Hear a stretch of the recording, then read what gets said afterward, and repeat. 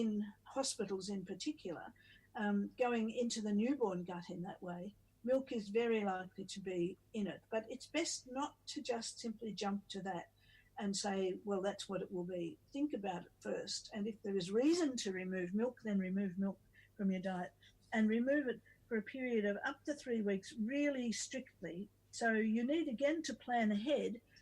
You can waste a lot of time being misled by just saying, oh, I'll just stop drinking milk. No, if you're going to go off milk, you need to think ahead and say, where is milk in my diet? And you'll find it in lots of places, from sausages to bread to goodness knows what. If you want to see whether that's the problem, for 3 weeks or so, you need to eliminate it completely, even traces of it, to see if, in fact, the baby responds. Now, a lot of babies will start to improve from even 24, 48 hours after milk elimination. It also means there's also plenty who don't start to respond until at least a week or two after the mother has eliminated it completely. And sometimes in that process of elimination, something gets added back that spoils the whole thing, and you've got to start again from scratch with the elimination to see what's going on. But it's not always milk. I've known people for whom it was something like drinking excessive amounts of black tea, because she lived in a community where that was what you did, a country Australian community where you drank tea and you drank it so strong the spoon stood up in it. All that mother had to do to stop her baby screaming and to get some sleep was, in fact, to stop drinking tea. And she found that after a year of tea elimination, she was able to have weak cups of tea without any problem. But if she had one strong cup or 2 or 3 weak cups, she would immediately get a migraine. Now, she lived with migraine all her life, and premenstrually she would always have a migraine. It wasn't until the baby had stopped crying and she was some months down the track that she realised that her migraines had never come back, that she wasn't having them. And they only came back when she got back into drinking too much black tea, very strong. So it can be various foods, and it can have a whole variety of symptoms that people have not thought about. And that nobody really understands what the links are there for each of those things, because nobody's done the work to try and find out. But there is good science that suggests that all of those things are real, that the communication between the gut and the brain is really quite dramatic, and that there is logic to what's going on. But I don't really care. If the mother finds that that's what works for her, then that's the problem solved.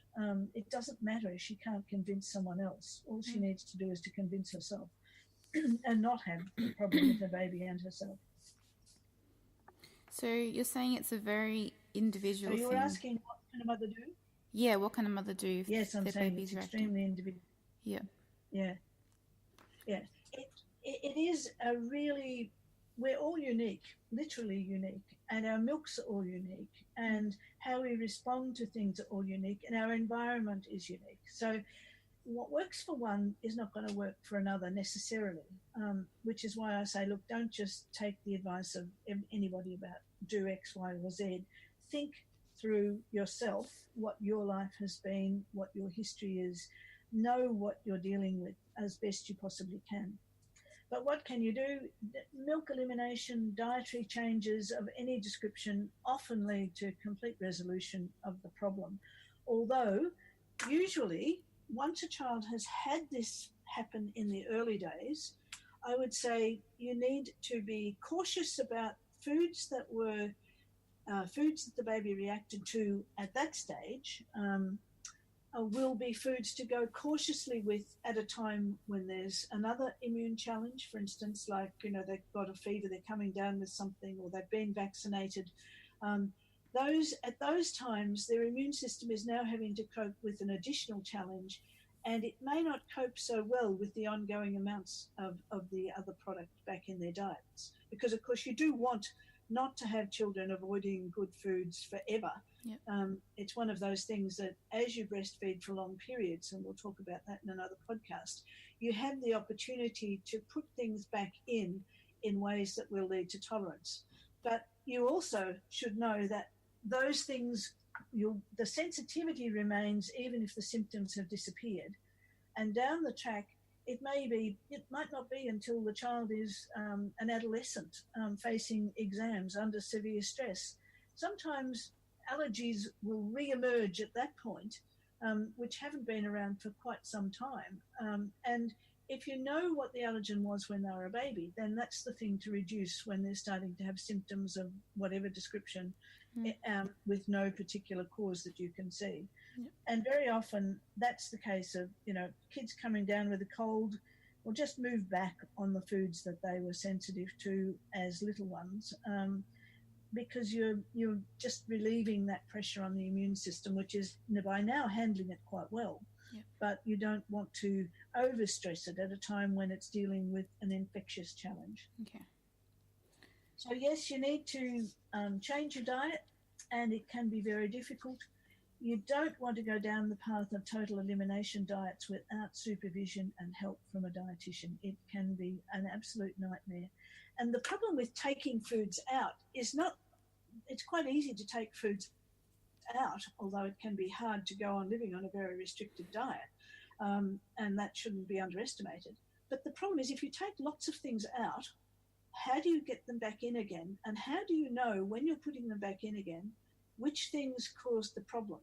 You'll know if the food causes an immediate reaction, but if you've added 2 or 3 things and the third one seems to be the one that's reacting, are you in fact reacting to the one that was given 2 days ago that in actual fact has a long-term delayed reaction, the one the day before which has a short-term delayed reaction, or the one that you're now putting in which has an immediate reaction? Because reactions can take varying limits of time. And so taking lots of food out makes it very hard to get all those foods back in over time. And that's why I say you're much better off to do that in an organised way with someone else supervising and helping you with that process. It can be incredibly confusing, and mothers can end up on really restricted diets, losing an awful lot of weight themselves, not knowing what to eat, being psychologically incredibly distressed, and that does not help their allergies either. Your stress level is an important factor in whether or not you're symptomatic. So we mustn't starve mothers in this process, and mothers need to be sensible and make sure that they get the support they need to do this complex process as efficiently as possible. Yeah, it's very complex. And because you talked about allergies and intolerances, and does anaphylaxis come under that umbrella as well? Yeah, anaphylaxis is, you might say, the most dramatic form of allergic response. And it's one of the reasons the increase in that over time has been phenomenal. It was very rare, just as major psychological disturbances like autism were very rare back in the 1960s and 1970s. I see both of those things as resulting from inappropriate exposures to food over time. And there's discussions of autism in Milk Matters for that reason, because so many of the factors that they're finding have direct links with infant feeding, including that differences in brain white matter development from birth if you don't breastfeed. Anaphylaxis to particular proteins is the extreme end of the allergy curve, a particular form of reaction that children can be, and it's much more dramatic than any other form of reaction. And egg and peanut are among the most common of them. Now, what's interesting is that both egg and peanut were introduced in small quantities in infant formula over the last half of the 20th century. And you wouldn't have thought there'd be egg in formula, but they were using the egg fats, phospholipids as they're called, to get part of the balance right in some formulas. And they were using peanut oil in some formulas, including formulas for very small sick babies. And there is a theory that the exposure to inappropriate protein in very tiny amounts without the backing of the immune help that breast milk gives to those very tiny amounts is the thing that will create the greatest amount of intolerance and extreme allergy. So I suspect that formula has had something to do with the rise of anaphylaxis on the scale it's at. And I think that it's probably an intergenerational thing that as well, that we're looking at children further down the chain of the family that's been affected by allergy when we see that. They've always existed. There's always been the odd baby who has been anaphylactic to cow's milk. There was even in the 1920s one report of a baby who was anaphylactic to breast milk, of course to what was contained in the breast milk, not to the human milk proteins themselves, but to what the mother had in her milk, which was very likely milk. And they then tried that baby on a hydrolyzed, a very extensively broken down formula. The baby immediately reacted to that with anaphylaxis. So they put the baby back on the breast, allowing the getting the mother to change her diet and eliminate milk.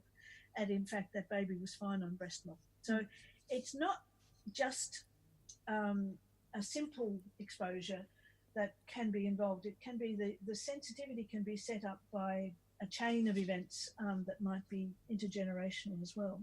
But again, we haven't done the research to know about that. Since they've been so slow to recognise allergy in the breastfed baby, we're a long way off knowing how to manage it. And in fact, some of the best descriptions aren't done by people here in Australia, but although I'll talk about some of the resources subsequently, but they're in the UK, it's much better recognised because the medical profession included some people who took breastfeeding seriously and who were working with breastfeeding mothers.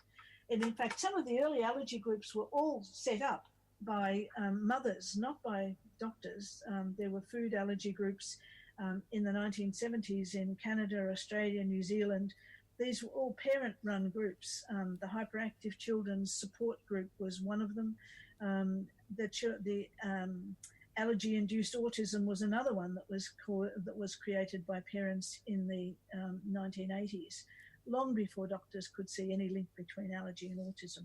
Now, of course, it's routine to say casein and gluten shouldn't be in the diet of autistic children. So there's lots that's complicated about this, but there is also a clear awareness that anaphylaxis is actually life-threatening, and so it's taken seriously. A lot of other allergy issues are not taken seriously. I think we do need to take notice of the studies that say that being exposed to it constantly and in small quantities, if you're not already allergic, is likely to be the thing that prevents you becoming allergic to it. But a lot of the studies that argue this, you'll hear people talking about the study that says that early exposure led to less allergy. When you investigate those studies, they are not generalizable to the general public at all. Some of them are studies that don't even distinguish between breastfeeding and formula feeding children. And some of them, the one that's quoted most widely is saying food should be introduced from 4 months on, which is not the best way to do it. Around 6 months is when the baby is actually much more ready. If you're a breastfeeding mother, you should follow what the World Health Organization says, not what allergists say, which is around 6 months to start introducing other foods. The study that's often quoted as saying introduce early in that study was defined as before 11 months of age, between 4 and 11 months. Now, everyone's very happy for children to have food introduced to food before 11 months of age. That doesn't mean that 4 months is any good. And when you analyse that study in great detail, what you find is that the average age for introduction to the study, which was done only after you had been given skin prick testing to see that you weren't going to react dramatically with anaphylaxis, that the average age was 7.9 months. So most of the children in that study were over 6 months before they were even begun in the study. And that's one of those things that people don't pay attention to. The detailed studies often says something quite different from the way in which that study is then seized upon by commercial interests and publicised one way and another. Yeah. So you said before how you can develop immunity towards foods that you have intolerances and allergies to. Is that the same for anaphylaxis as well, or is that different? Developing tolerance for anaphylactic children is a much more fraught and difficult thing to do. And it's a very